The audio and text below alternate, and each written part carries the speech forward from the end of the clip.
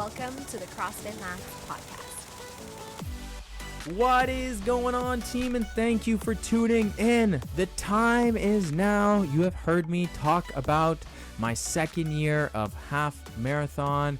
We raced it last weekend, so this podcast is a race recap, not just from Susie, not just from me, but there was many members from our gym that hit it, and we're going to talk about their story as well. So we hope that you enjoy it. Make sure you give us a rating and a review, and let's get to the fun. Okay, 3, 2, 1. What is going on, team? Whoa, you sounded like you were from like Texas or something there. Howdy. What's going on, my friends? Hope everyone is having a great day. Susie, are you having a good day? Is that the guy version of singing No. while you talk? No, I don't sing. Sounded like a little bit of like running back people play from the beginning. It sounded like you were singing. How was your day, my love? We're here now. We're here now. And That that is exciting. sounds like you've had a fantastic day. It's just the best. Well, I have had a great day. Thanks for asking. I'm so happy to hear that, actually. Got to teach 2 wonderful classes. Love it. Got a little run in this morning, a little active recovery run. And yeah, we get to do the podcast today. You're Which gonna is get your work. great. You're I gonna love get your doing workout in after. I love doing that also. Wow, we get to hang out as a family with Tommy after. Sometimes I love that too. Woo! What a day ahead. Okay, So good. but even more important, we got an epic podcast to get through. So Yes. here we are. Trend or trash? Okay. Ooh. Ooh. Taking gels while long distance running. Yeah, for sure. Trend. How high of a trend can we put? Like it is a 11. Super trend. Super trend. 11 out of 10. Trend level 5,000. Well, in this episode, 10,000. We're going to talk about race recap. If you guys have been following us for a while, Susie and I have been training for our half marathon, and we also had many clients from the gym also participate in some good runs over the weekend. So this is going to be a race recap, and I'm guessing you're starting with the trend or trash on the topic here. Because I have a story for the podcast listeners. Tell them. It's a bit of a traumatic story, really. I'm scared. Stop fidgeting with that. It's annoying. Sorry. It was very fun. I'll grab my other fidgeting mechanic over here. That's better. I find it less intrusive, less annoying. Okay, Less sorry. spinny. We will make it a visual podcast, and you guys will know what I'm talking about one of these days. But It's true. Yeah, I have to. TBD If we on do that make it a one. visual, you have to think about those little things, like you're just lying there with your feet across the desk. Yeah, my feet Which are on the desk. Can't be that comfortable. I don't know how you do that. My shins and my knees would hurt. Like not my shins, my calves. I mean. What about my calves resting on the desk? It looks painful. Yeah, but like the angle that you're sitting at, like over time, I don't know. I'm a dude. We get uncomfortable in positions quickly. Yeah, that's just your lack of mobility. Anyways, Story More important. time. during the course of our training, we have been taking gels during our long runs because it's good to practice taking gels if you plan to take them on race day. Well, yeah, I don't know if it's just good to practice. It's also just needed. And it's needed, but it's good to practice like on your digestive system, find ones that you like or whatever, because when you are in a long distance run, you can only tolerate certain things, especially bigger distances. Half marathon is like not that big of a distance, but still. Anyways, we trained with the salted caramel goo gels this whole summer. We bought a massive box on Amazon, and we've been just chipping away at them. Yeah. They're my favorite.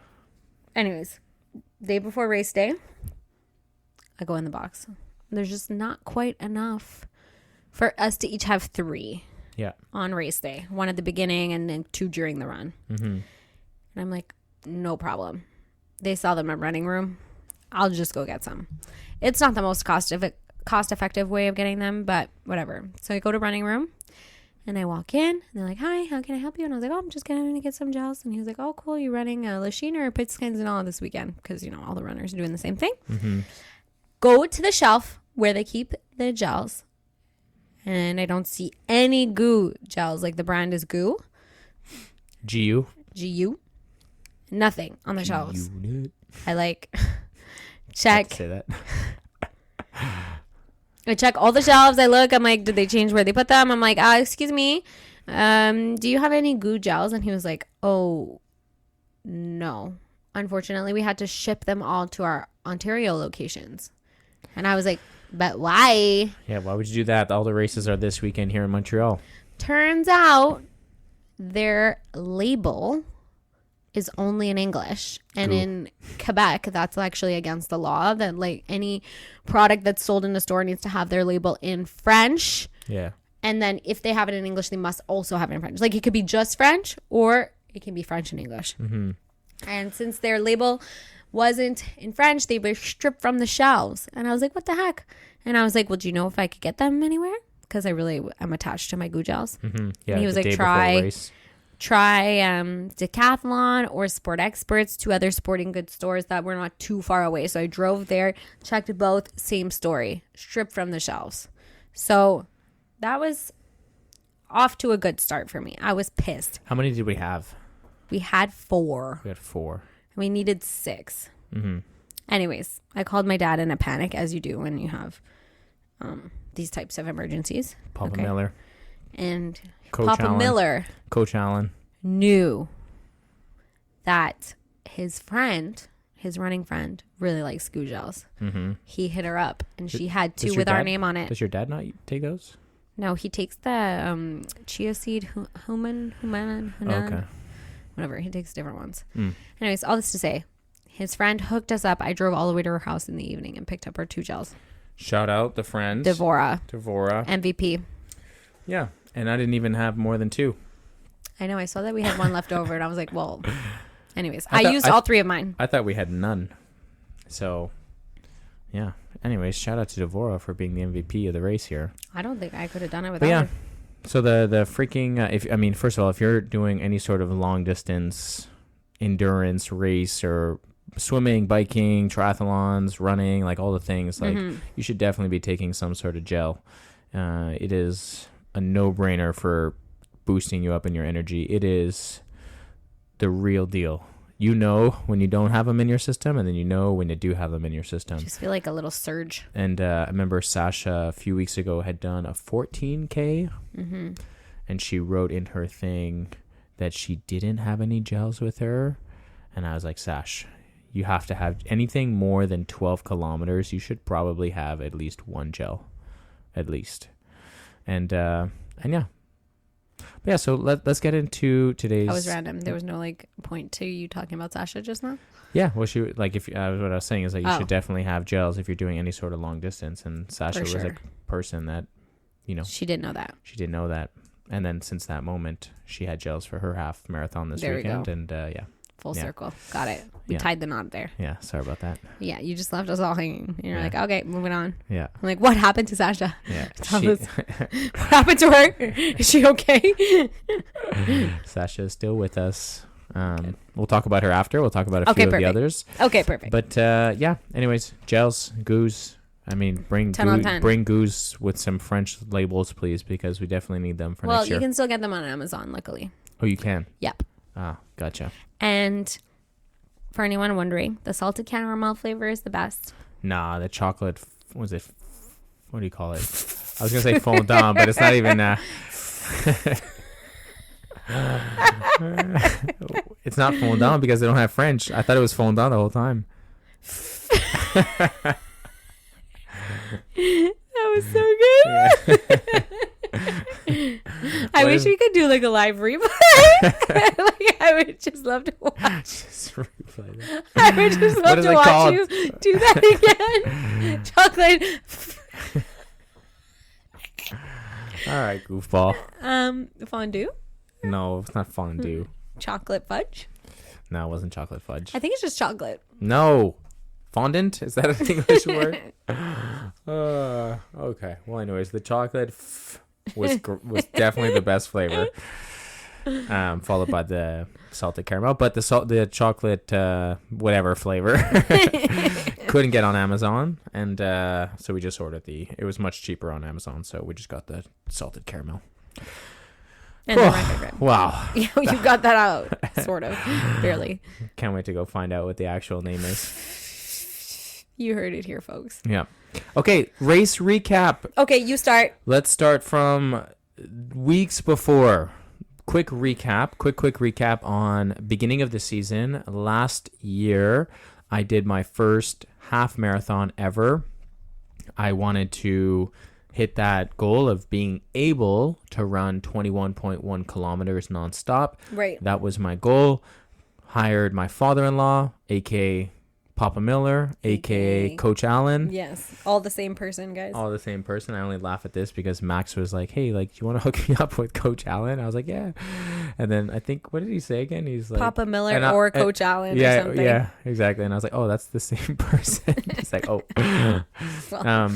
Anyways, so I'd like to specify that now. So hired him last year as my amazing pro bono coach. If you haven't heard the podcast from last year, you should go back and check them out. He gave some really good nuggets.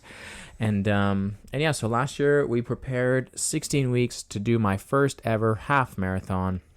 And I was able to go through that program, and I was able to run 21.1 kilometers in a total time of, what was it, my love? 1 hour 52. 1 hour 52, and I'll give the exact time in a second. 1 hour 52 minutes and 14 seconds. Damn. So that was my first ever half marathon at the Petit Train du Nord. 2024. 2024. Because some people are listening to this in 2028 right now. They went back. Exactly. So that was 2024. Yep. This year, or maybe you can give a little bit of background on your running history. My running history. Susie did not run last year. Last year, I was like 3 months postpartum. Yeah. So post C-section. So I did not run. Nope. I came to cheer with the baby. But the year prior, I ran with Malice, funnily enough. Mm-hmm. And we were both pregnant. So that was 2023. And we did that in like 2 hours and 4 minutes. But we were like chatting the whole way. Yeah, like it was a nice casual run. It was casual. It was just for funsies to get out there and enjoy. But the year before that, I ran with my friend Cookin and with my dad who paced us. And we did at my previous personal best time, which I think it was 1:58 in like 15 seconds. Gotcha. So just under 2 hours was my goal at that time. That was my reigning personal best. Awesome. And then you've also done how many marathons? How many half marathons? I've done one full marathon. Yeah. And about 7 years ago. Yep. And I've done like 6 half marathons. Nice. So yeah, this year, and I'll add one thing from my last year. Malice also did the half marathon last year, and she ran it with me. We ran side by side pretty much. Unofficially ran together, yeah. And she was 6 months postpartum. 5 months postpartum, and that was a cool experience. Very cool. We kind of were at the starting line, and I was like, hey, I'm just gonna try to run it at this pace. I would like to get under an hour 55 minutes, and I'm just gonna run and see how I feel and go. And she kind of was running with me, and then she would run in front of me, and I would be behind, and then I would run in front of her, and then she would be behind. It was kind of like this fun yo-yo until like the very end, and then we decided like, hey, like the last 5-ish kilometers, like let's just do this together. Love that. And that was a fun moment, but unplanned. This year, hired Papa Miller again, and I said, all right. Round 2. Last year, I felt like I could have got under an hour and 50 minutes had I been a little bit stronger in my legs. Mm-hmm. And I was also dealing with just a few injuries last year. Like my knees, my knee specifically, would really like flare up on my long runs. Mm-hmm. And yeah, like last year was kind of like my first year-ish running. Your tolerance for running was lower. Yeah. And so this year I was like, hey, like I wanna run under an hour and 45 minutes. That is fast. So we did 16 weeks of training. The training looked different this year because last year was all like, hey, go slow, like run longer. Like your body just needs to be able to tolerate the impact of running. It needs to be able to tolerate the cadence. run slow. You're a CrossFitter. You like to go fast, but now we're going to run slow and we're going to run for longer periods of time. Mm-hmm. This year, I had a pretty aggressive goal to shave off 7 minutes off my time.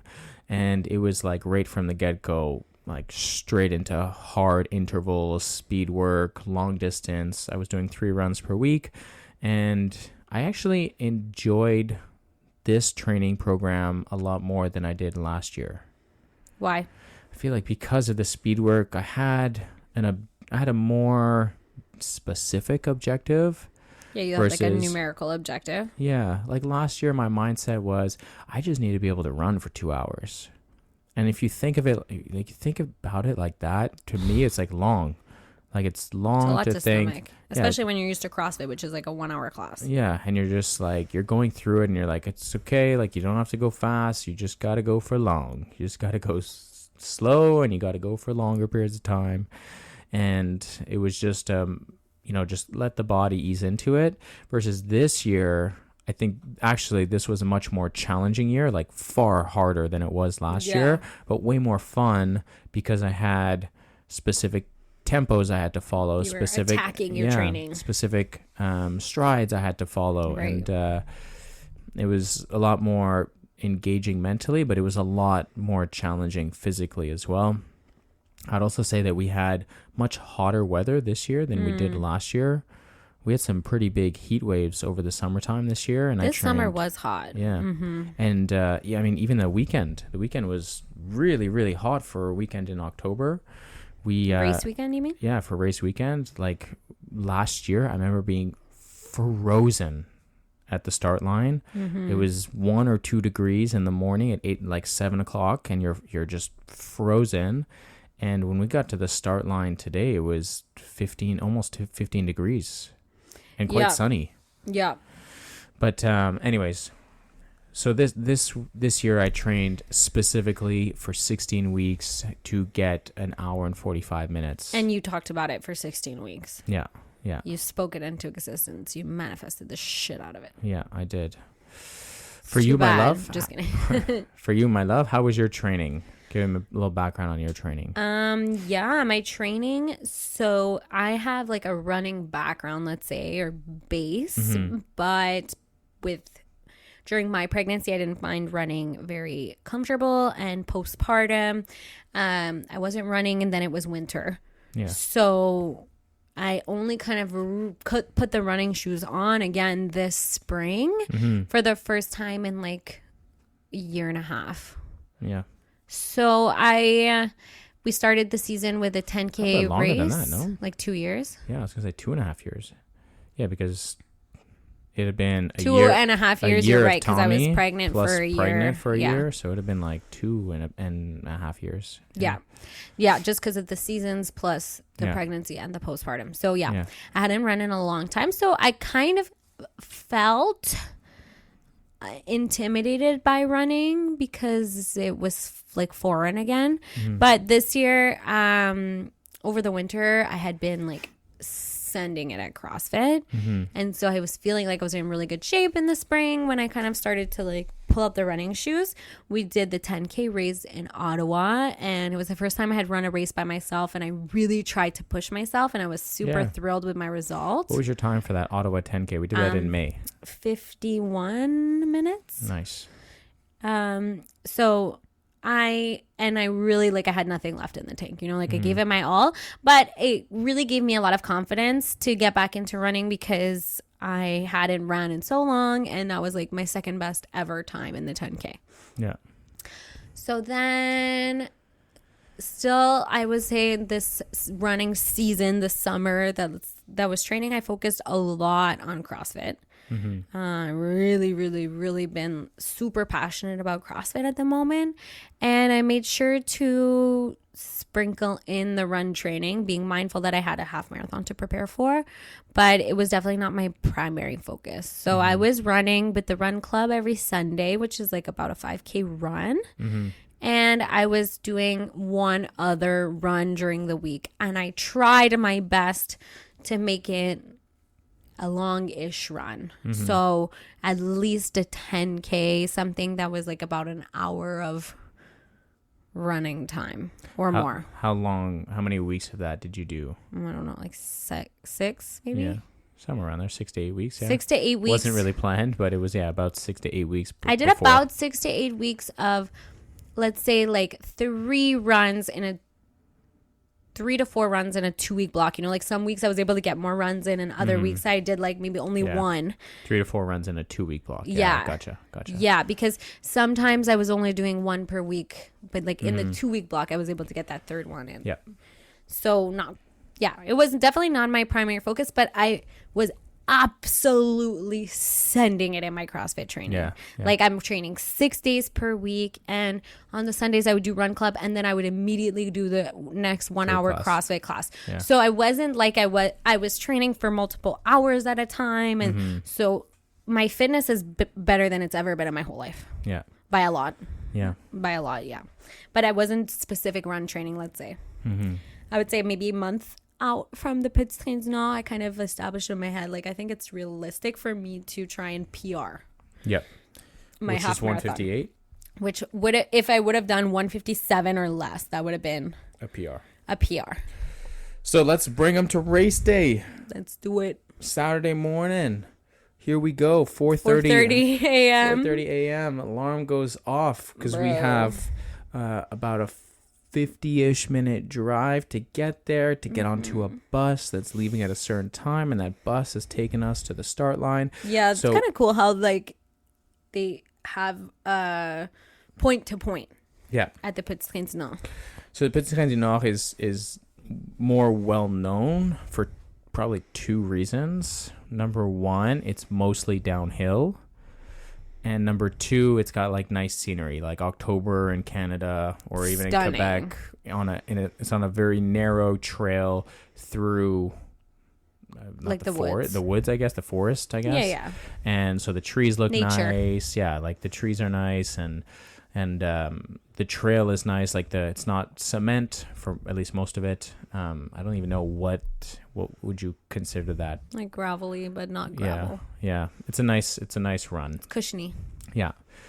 And so it's known for like pretty much those 2 reasons. It's also in October, so it's meant to be cool-ish. Although Mother Nature said, the hell with those plans. Mother Nature decided to make it a nice hot weekend. Spicy. Yeah. Which, to me, I freaking love it. I will choose 15-degree weather any day over, 1 to 2 degree weather to run in. Like, it was my dream situation. Sunny and like 15 degrees. I have trained in pure sun for 16 weeks.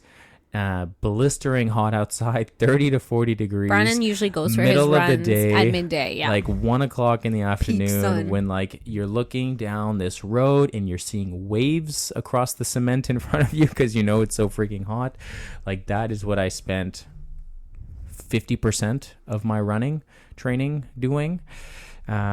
So to me, like, the cooler days were really, really tough. Like, I actually remember at the beginning of the run, it was cool. Like, my knuckles, my hands were cold. Yeah, me too. Very cold. My hands were cold for the first few Ks. Yeah. But anyway, so perfect weather condition for half marathon. I guess we'll get to the marathon the day after. But so start. We wake up in the morning, we get some food in. We made sure to carb load like 2 days-ish leading up to that. And the day before, made sure to really get a lot of electrolytes and a lot of carbs in. Wake up, eat a breakfast, get out. We went to go pick up our good friend Jess from the gym. And we all headed out over there. There was, I can't remember the exact number. I have all the names, but I can't remember the exact number. There's about 10-ish CrossFit Max members doing the half marathon that day. And yeah, it was just a fun adventure. So we get there.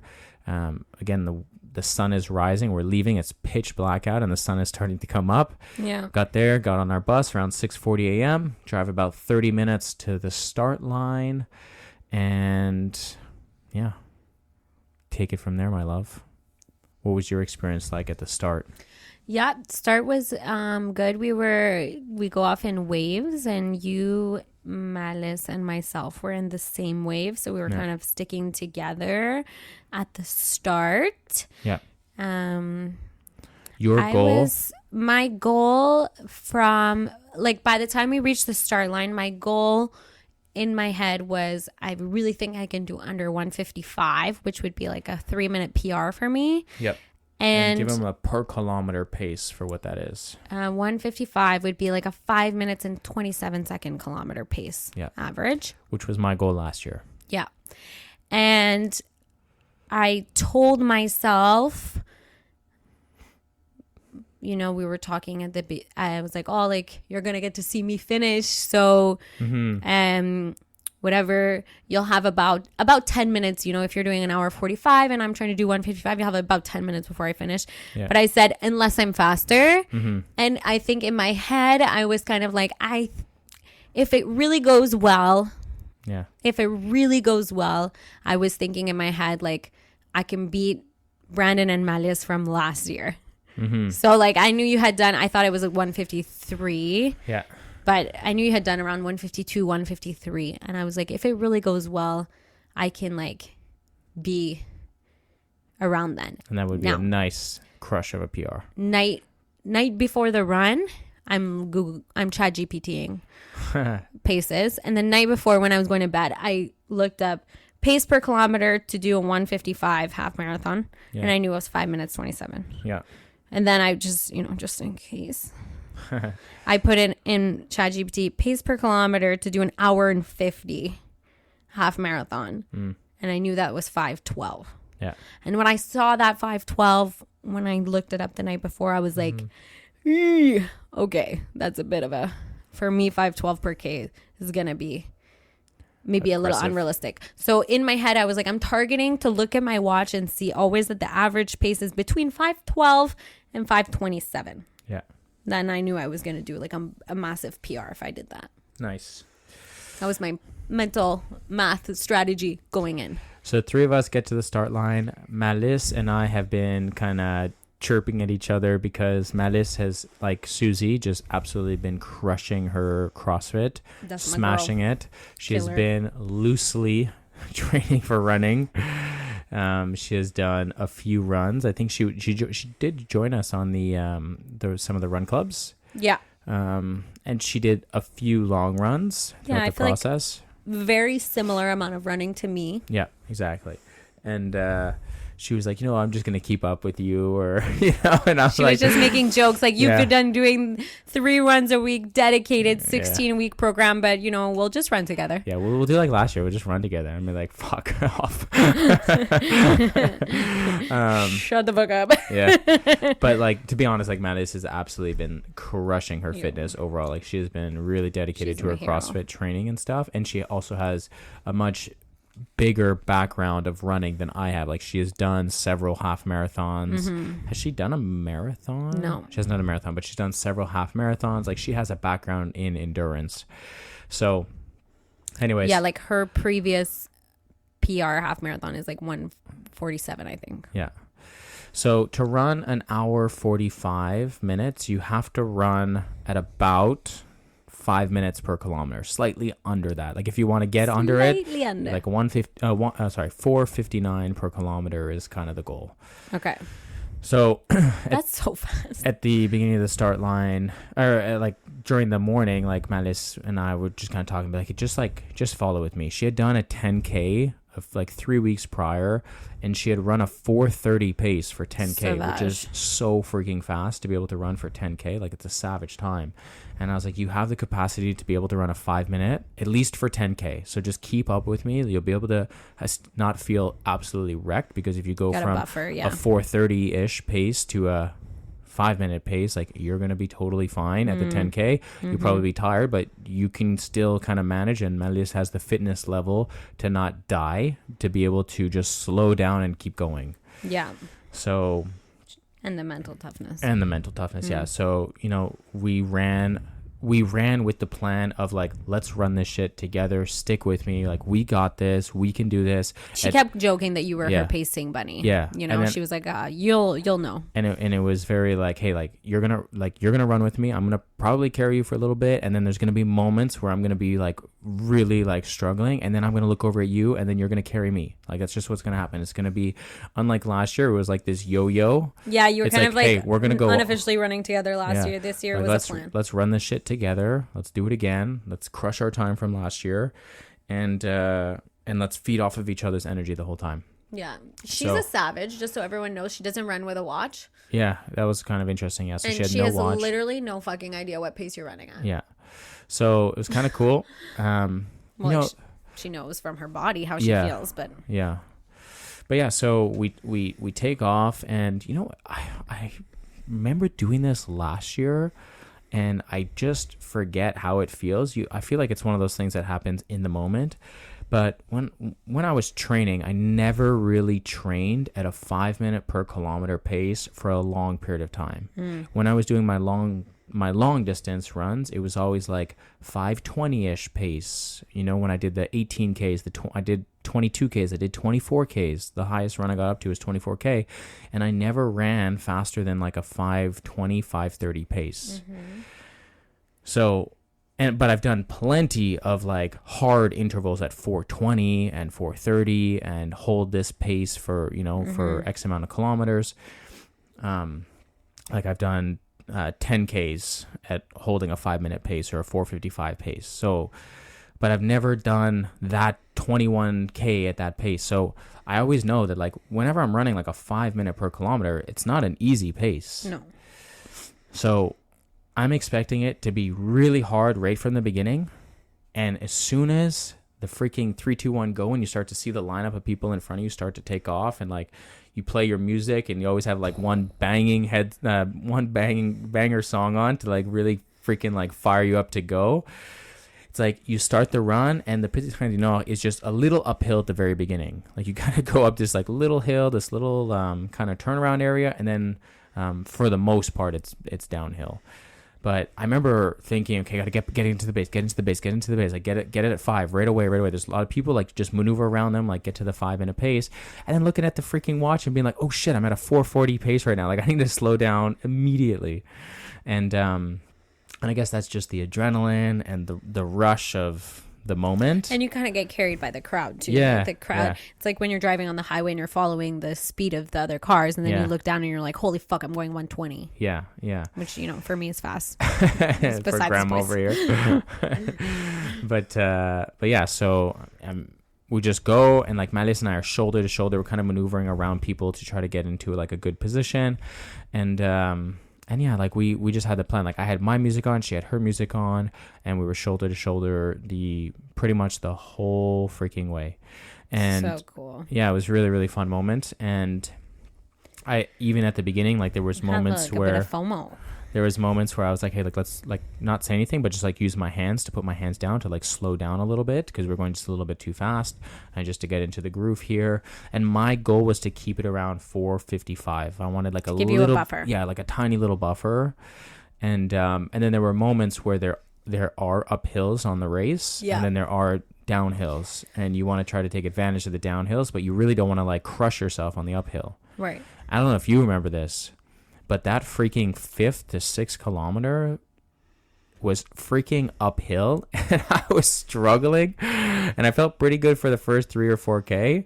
But then after that 5th K, I was like feeling like a little bit like, oh, like that was hard. And then it immediately goes into like a downhill, and then you're like, okay, like this is nice.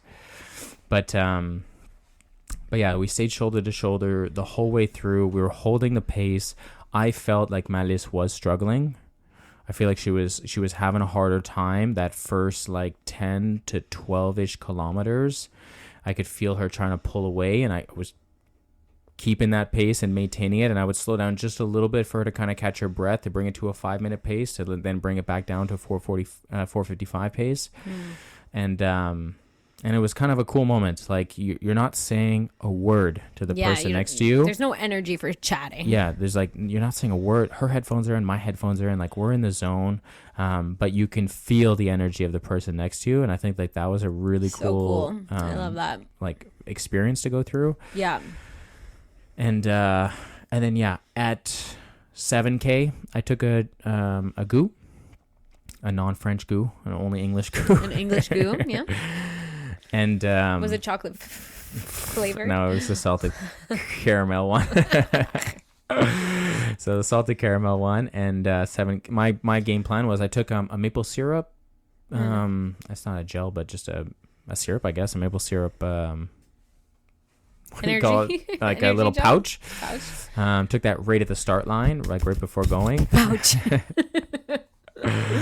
It reminds me of like Harry Potter. I don't get it. Yeah, but and then my goal was to take a gel at 7 and 14K. And I felt really freaking good. I was in the zone, locked in. That gel I took at 7K put me in a really good mindset. And you're kind of just playing these number games. You're doing math in your head, which Susie will talk to you about after. You're doing math in your head, like I'm freaking crushing this. Like holy shit! Like I just hit like a 48-minute 10K. Like I'm on pace. Like like the race really is gonna begin at 15K. Like that last get to the 15K mark. And then just grind it out, like push it as hard as you can. Like you're hyping yourself up. You're like, this is the easy stuff. It's gonna get hard. And man, did it get hard. At 13K, I hit a freaking wall. My calves again started to seize up on me a bit, and I could feel them just like cramping a little bit. The pre-cramp. And then I was like, okay, I'm gonna take this gel like earlier. Yeah, good idea. And unlike last year I wore a water belt. This year I did not. I had my phone on like my arm, like a little pouch there that goes on my arm, and just grabbed water from every station. And I regret not taking more water early on. I took water at every single station, even the first one. I took water at the first station, but I was like, I wasn't going to until the last person. And I was like, okay, let me grab this, like literally the last person. And I grabbed it. And I spilled most of it. I wanted to actually dump it. So I grabbed it. I wanted to dump it because I remember last year kind of choking on it. So I just want to get my first one easy. And I dumped almost all of it by mistake. And I was like, oh shit. And I had like just a little sip, which it wasn't so bad. But I think in hindsight, later on, it really affected my my muscle fatigue, and it could have maybe alleviated that. But yeah, so at 13K, I started feeling pretty shitty. I ended up taking my goo a little bit earlier. So instead of 14K, I took it at 13K to try to give me that extra boost of energy. But from like 13K to 15K was absolutely brutal. Yeah, that's a hard part. And I could feel my list now starting to get into a little bit more of a zone. And then at 15K, the goo kicked in. I started feeling that little bit of caffeine, that little bit of high energy. And I was like, hey, you could do this. Like, this is it. This is the moment you said, like get to the 15K mark. This is where the race really starts. And I was like, you got 6K. Let's fucking go, And then at about 17K, I was starting to fade hard. Yeah. Like my body was really the 17K mark is such an interesting marker in the half marathon because you're so close, but you're not that close. Yeah. Yeah. It's like you can't like necessarily. You can't start accelerating. Exactly. Yeah. And I could feel Malice accelerating. Malice was like really starting to push. And I remember like looking at her just to like make sure she was doing okay. And like a few moments we just gave each other props.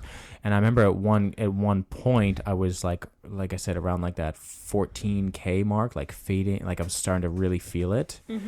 And I remember her giving me props, and it was like she kind of maybe knew. I don't know if it was coincidental or she kind of started feeling me getting into the pain zone a bit more. But it was just like that extra little boost that kind of like helped me get through for the next couple sweet. K. And then at like the 17K mark, I checked in with her, took the headphone out, and I was like, hey, how are you doing? She's like, I'm doing great. Let's go. 4 more K. We can do this. And I'm like, holy shit. Like, oh no. I am dying right now. And she started pulling away from me just a little bit, but either she wanted to stick with me or it was starting to get really hard for her as well. But we kind of stuck side by side at that point, and we grinded it out, and we got to the finish line, and What It was a cool moment. Final time was 1 hour, 43 minutes, and 38 seconds. Woo! Yeah. So I was pretty pumped. PR. So it's like almost a 10 minute, 9-minute PR. Almost a 9-minute PR off my time from last year. And so a minute 22 seconds faster than my goal. Yeah. Amazing. So, and did you guys finish right at the same time? We sure did. Holding hands. Sorry to make you jealous, love. Yeah. Held hands. Finished the line. And I'll just say this. The funny thing is we finished it. We finished the line. Or we finished the cross. We started kind of going through the little pit there that you go through to collect your medal. And then they take your photo or whatever. And then anyways, there was a guy that was like falling on the gates. Like he was older gentleman around in his 50s falling, and this guy freaking crushed it because I knew he finished before I did. And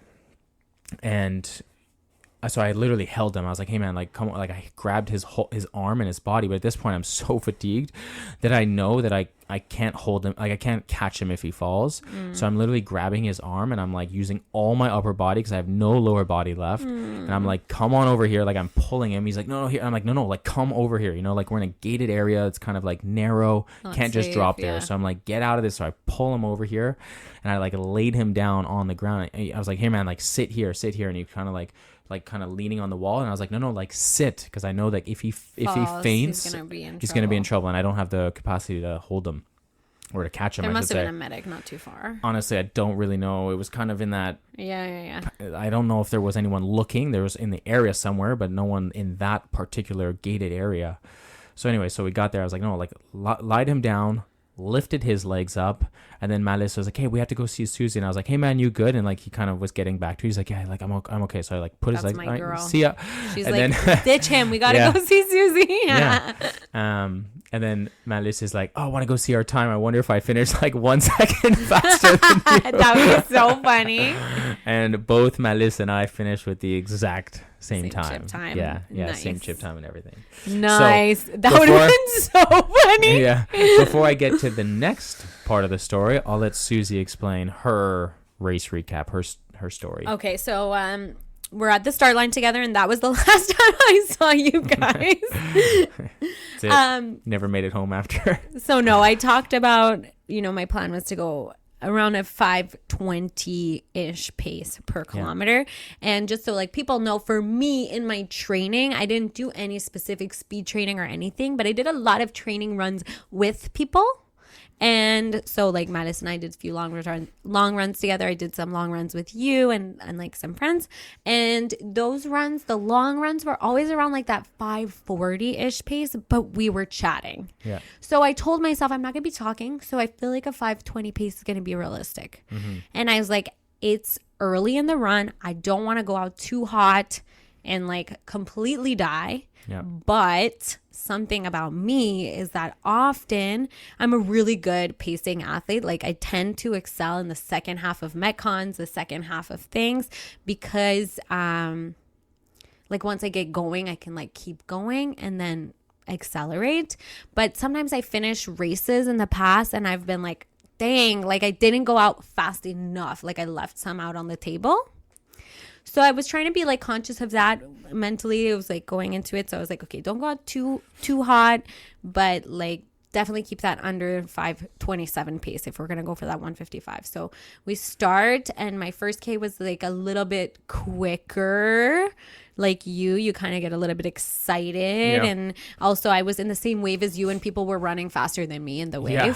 So I was like, okay, these are not like, I'm not the same speed as these athletes. Like let them go, let everyone spread out, like get in your zone, let them go. But I took a gel right at the start line before we started. Took a goo? A goo, salted caramel, goo, the best. The English one. The English goo. And first 5K, I felt so good. Unstoppable.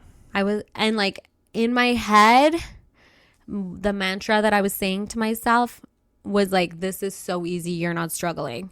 Like I don't want it to sound egotistical, but like I was just trying to like positive self-talk myself. Any sort of self-positive talk to get through those moments. So I was just like really into my playlist, and I was feeling physically relaxed in my body, and I felt like I was just in such a good rhythm when I was running. And it's the first time I've ever run a half marathon race by myself without like a person beside. I've done actually quite a few with Malice as well. Our girl, we have to share her. I have to get faster. But anyway, doesn't matter how fast you get, she's just gonna go faster. True. That's what I said she last year. Don't stop. I'm gonna PR by 9 minutes. Oh well, I guess she is also. Anyway, so I was really feeling so good. And at around 6-7K, I took my first my second gel, I guess, because I took one at the start line. My second gel. And I wanted to take it before I started to feel fatigued.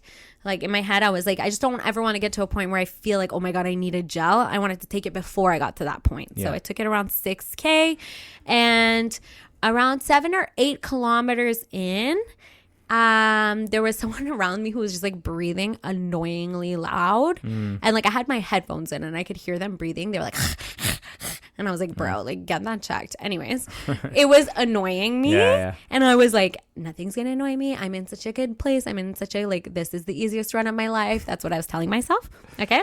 So I was like, I'm just going to accelerate and put space between me and this person. And then I'll settle back into my pace. Yeah.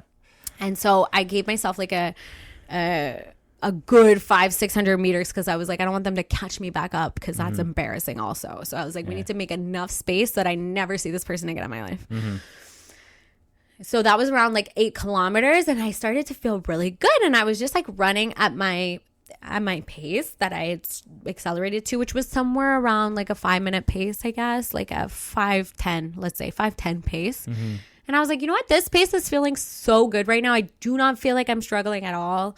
I was taking water at every single station, just like a couple of sips of water. Everything was feeling really good. So I was like, okay, I'm just going to see if I can keep what I'm doing right now until 10K. And then when I get to 10K, I'm going to look at my watch. I'm going to double the time.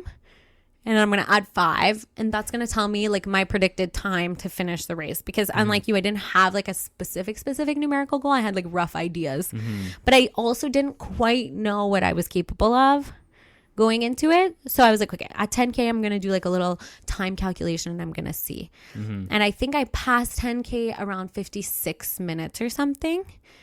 Anyways, I'm terrible at math, and I was fatigued and all of those things. So I was trying to like calculate like what my time was going to be. And I was like, okay. I'm like looking to be around what I was like hoping for, like between the 5:52 and between the hour 52 and the hour 55 minutes. So I was like, okay, perfect. Like I'm feeling really good, and I know I'm running faster now than I was at the beginning. So if I keep this up, it'll probably be closer to the hour 52 mark, which is going to be sick. I can beat Malice and Brandon's time from last year. That was kind of like a marker in my head. I was like, you know, they really tried last year. It was very impressive. So that would be cool if I could run like that this year. And so I just like kept going at that pace, and around 13 kilometers, I was like, perfect. I've done 2/3 of the run. I have 2/3 done, which means I just have 7 kilometers left to run, which is like a 5K and a 2K. Perfect. I can totally do this for 5K and 2K. Okay, that's girl math. But girl math is wrong because I'm an idiot. And I get to the 14K marker and I'm like, oh, now I have 7 kilometers. But it was almost like kind of a blessing in disguise that I had done my math wrong, because it's like that. It was like a free kilometer in my head. So then I went, okay, I only have 7 kilometers left. And I started accelerating even more. And I was around a 5-minute per K pace now. And I was like, okay, this might be like a bit aggressive, but I feel so good. I had taken my gel at 13K because I thought I only had 7K left. But anyways, it was perfect time. I took my gel. I was feeling so good while I was running. And I kept doing like math. And I was like, okay, but wait, if I did the last 5K in this 25 minutes, and if I'm doing 5 minutes per K, and then I have 7Ks left, I have 35 minutes left. And I was trying to do the math on my watch, and I kept calculating in my head that I was going to finish. Kept sucking at math. I kept calculating. No. But at this point, I kept calculating in my head that I was going to finish at like an hour 49 based on the speed I was going. And I was like, I must be forgetting like a kilometer in there. Like I didn't trust myself because the other situation that had happened where I'd forgotten a whole kilometer. So I was like, wait, there is no way. And then what do I see in the distance while I'm running? I see the hour 50 bunny. So like there's like bunnies who are carrying flags and they're pacing for an hour and 50. And I know that he was in our wave. So I know we started at the same time and I can see the hour 50 bunny and I'm catching up to him. And I'm like, holy shit, I wasn't wrong with my mental math. And so I have like about, I think I'm at like the 17K marker. And at this point, like now the space is starting to feel like less than comfortable. But I would be so honest, like I wasn't dying. I was uncomfortable, but I wasn't like dying. And I was like, okay, I can see the hour 50 bunny. Like I'm catching up to them and I'm getting them behind me. And then I know for real, as long as that guy's behind me, that I'm doing under an hour and 50. So I passed the bunny and honestly, I was just feeling so good and I was just like digging. And by the end, you know, I feel like it was all CrossFit in my head. You know, I had like 4 kilometers left and I was like, that's 20 minutes of work. You like, let's freaking go. And then I had 3 kilometers left and I was like 15 minutes maximum of running. Like, let's freaking go. And I was just getting faster and faster. And I was getting to the point where I was like, you're gonna die out. But I was like, I'm not finishing this run feeling like I didn't die out. You know what I mean? Like I wanted to get to the point where I was like, I finished and I would be like, I couldn't have shaved off another second. So I was just like so hungry for it at the end. And I ended up finishing in an hour 47 and I think 30 seconds. Wow. And that so is a huge PR for me. Over 10-minute PR. Yeah, over 10-minute PR. And I passed through the finish line and I was the guy. And I was walking crooked and like I was super drunk. And for me, a medic came over to me right away and was like, are you okay?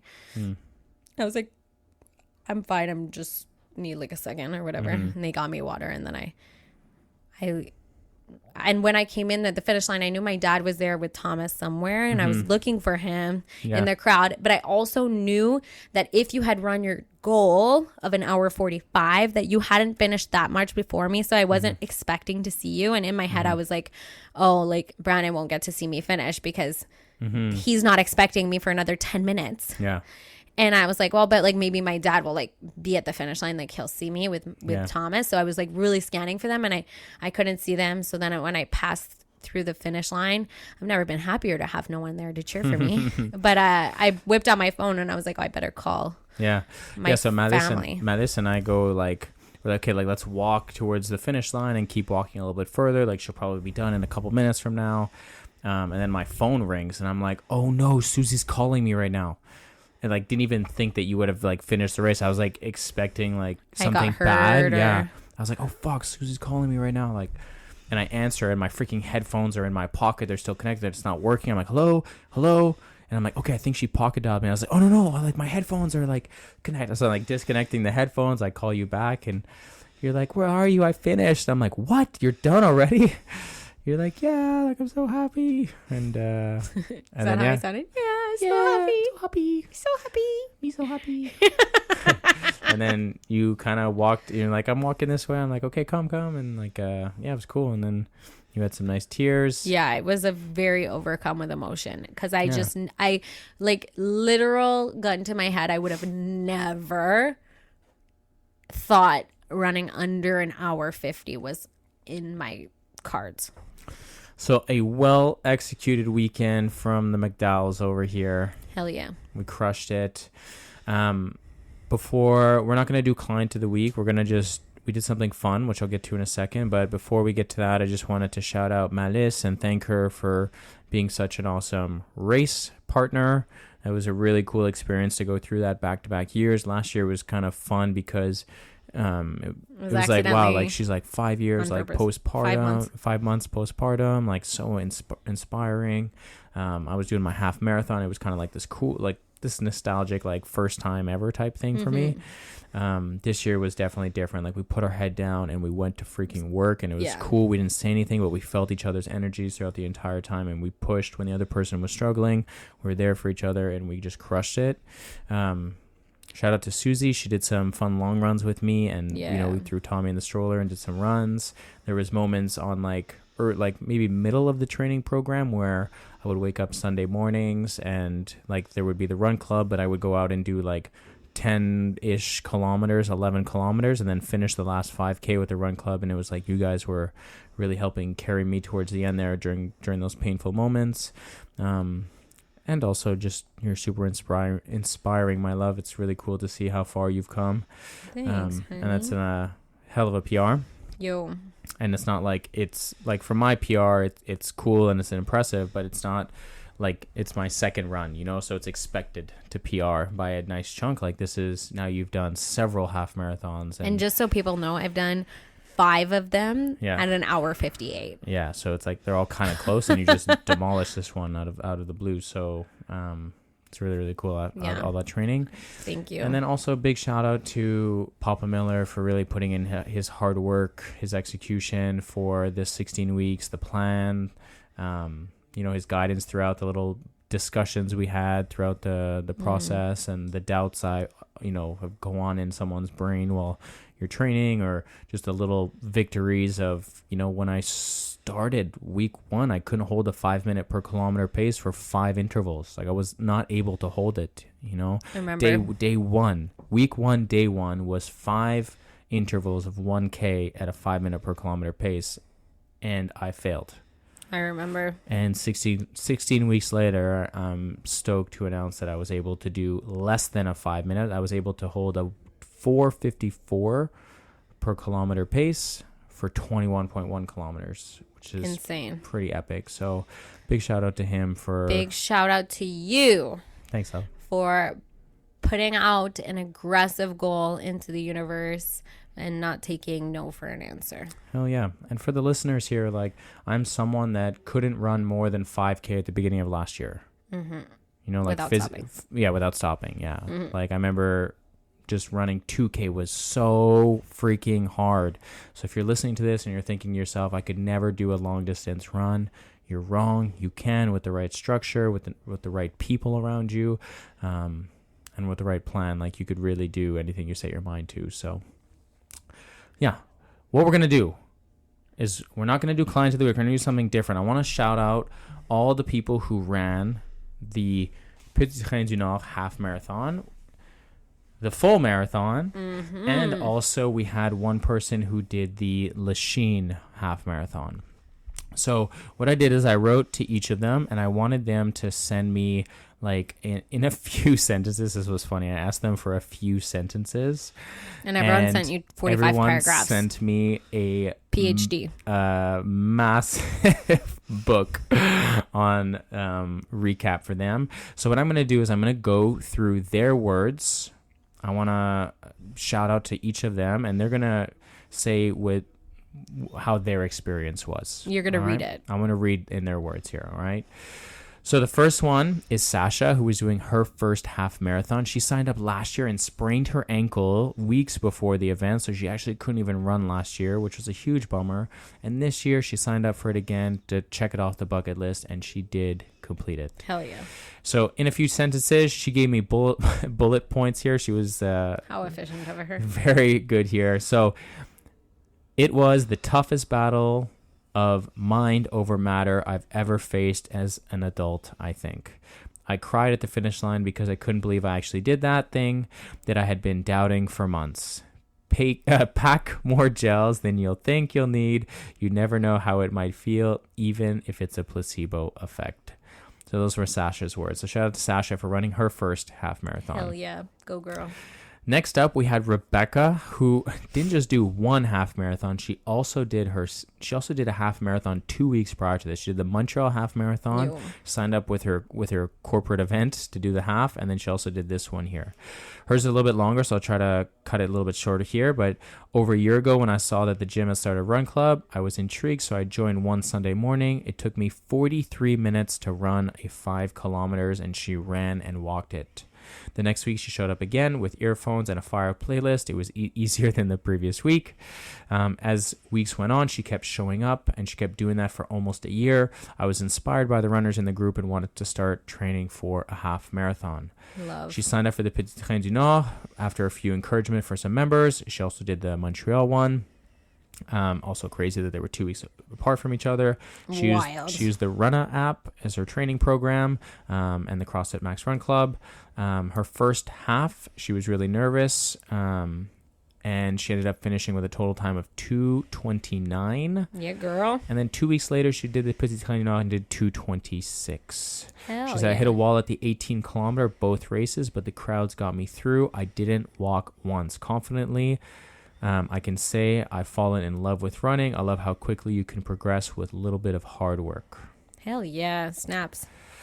So that was Rebecca. Shout out Rebecca for not just doing her first, but also two. Her first and her second within a 2 week span. Yeah. Max, shout out to Max. He did his. He did end up hiring Papa Miller and Alan. He did hire both of them. Yeah, the same person. When I decided to run a half marathon last year, I knew I wanted to have a coach. I have done half and full marathons before, but my training was always an attempt at a PR every single training session, which resulted in less than optimal training and injuries. Coach Alan introduced me to strides, tempo runs, and long, slow runs. He got me to the starting line prepared. We had a race strategy, and I stuck to it even when the pace seemed too slow at times. Glad I did. Those last few kilometers were tough. I was able to cross the finish line in just under 2 hours, which was the goal. Super excited about that. Yo, let's go. And now Max has some bigger goals to do, an Ironman. So let's follow along on that journey. Hell yeah. Jess Lacasse, race recap. Here we go. Don't give up. You can do it. Her goal was 1 hour, 45 minutes. My previous PR was in 2018 before having kids, and it was 1 hour, 45 minutes, and 7 seconds. I promised myself to be able to beat my PR after having 2 kids. Now, after 4 years, Olivia will turn 4 in 1 month of effort, consistency, and hard work. I can say mission accomplished.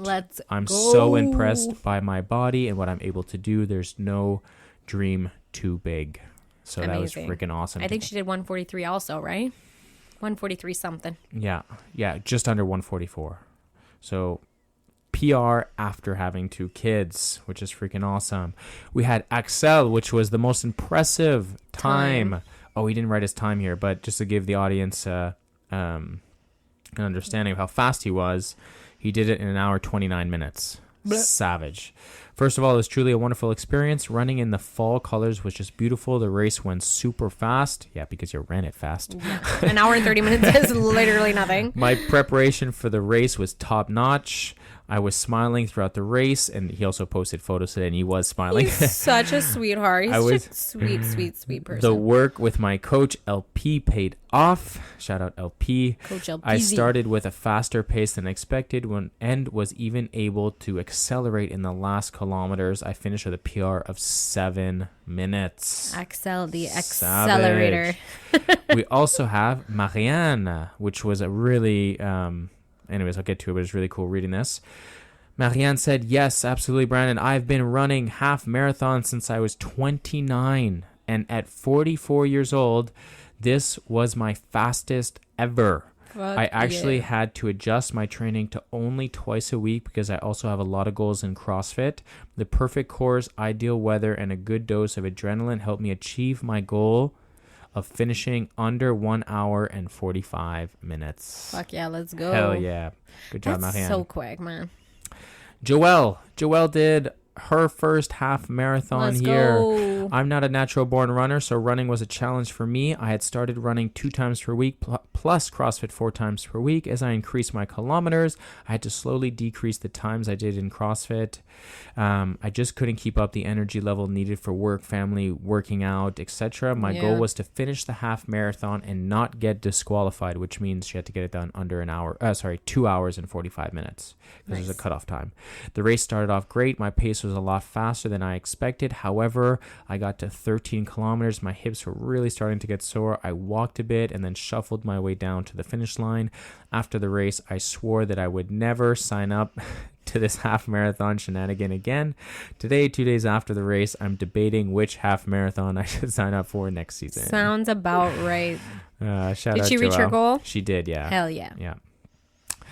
I'm going to come back to Tom. I'm going to go to Sani. Sani did the Lachine half marathon. This year I trained for Lachine half marathon with a hybrid approach, combining both CrossFit Max strength training and cardio sessions while focusing running workouts like intervals, tempos. Despite travel interruptions, I resumed training in early September, committed to a consistent schedule of 3 run days and 2 to 3 CrossFit sessions per week. I designed a segmented race strategy based on the heart rate zones and energy conservation, which helped me avoid burnout and finish strong. On race day, I executed my plan with discipline, fueling smart and pushing harder in the second half to achieve a personal record of 1 hour, 46 minutes, and 10 seconds. Wow, personal record. This milestone reflects not just physical fitness, but the mindset and identity I've built for myself. Yes!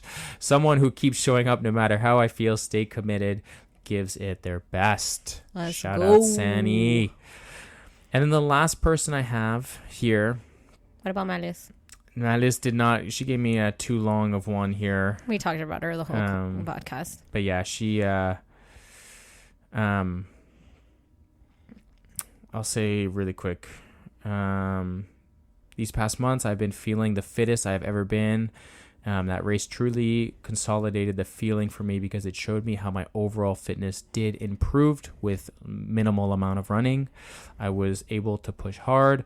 I did also show me once again how motivating it could be to have a goal with someone, even through the race. Even though the race went well, I don't think I would have had the same result if I wasn't running with you. Oh, that's nice. Aww. You kept me focused the first half of the run. When it was hard, I didn't think I could hold it. Just kept telling myself to stick with you. And then things just got better. Thank you, Malice. Those are very nice words. And then the last person, a big shout out to this athlete. Like the biggest shout out we could possibly have. He didn't run a half. He ran a full freaking marathon. The whole thing. And on Sunday, it was hot as hell out. Hotter than hot. 20-ish degrees that day. The sun was piercing hot. In fact, they actually had to cancel the race towards the end. They were just stopping people because there wasn't enough staff to help people. A lot of people getting heat stroke. Yeah, heat stroke and just falling off here. So this is what Tom said. First 30 went as planned until the sun came up and the wheels fell off. Then it's time to dig deep and not give up, but also respect the conditions of the day and accept the result. Your mind is a pretty toxic place beyond kilometer 34. It's hard not to be disappointed by your performance when it feels like everyone around you is completing the same challenges and are better than you. But remember, comparison is the thief of joy, and be proud of the work you put in to make it where you are today. I love that. He also said my legs are completely fucked. That's on brand for him. It's extremely on brand for him. So shout out to all the runners, guys. I'm so proud of all of you guys. Some of you doing your first one. Some of you guys smashing PRs. Those are some incredible words. I'm proud of you, love. I'm proud of me. I'm proud of CrossFit Max. I'm proud of all the listeners. And man, if that doesn't fire you up, I don't know what will. So we hope that you enjoyed this episode. Hell yeah. We'll catch you in the next one. Have yourself an awesome rest of your day. See ya. Bye.